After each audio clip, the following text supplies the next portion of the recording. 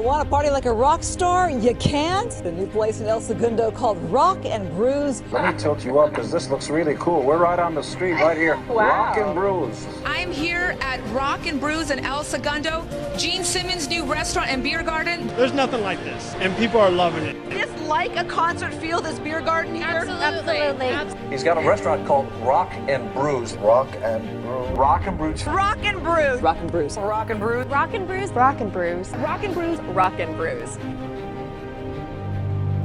You may not be a rock star, but we're gonna make you feel like one. It's a celebration of rock and roll, great food, great beer, family, friends, in a very cool environment.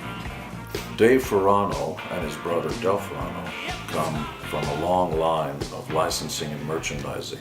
When they started the restaurant business, Rock and Brews in particular, they reached out to me. Mike Zislis is actually a real brewmaster, knows his beers, knows great food, most importantly, knows how to treat people.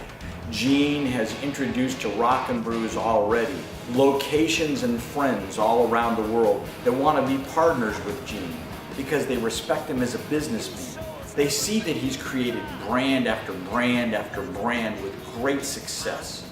Within a month, our Rock and Brews imagery was on the cover of Franchise Times. They wouldn't dare put something that doesn't have the ability to expand and explode across the globe. The head of the building department in El Segundo said in his 30 years, he's never seen a restaurant built in 80 days. Never. I mean, this normally takes a year and a half, 80 days. It's phenomenal. Rock and Brews is coming to every great town in the world. We want you to come down, shake our hand, see who your partners are going to be, because we're going to come to your grand opening to introduce our new Rock and Brews. And everyone in town is going to know that Rock and Brews is open, we're here to stay, we're here to play, and have a good time.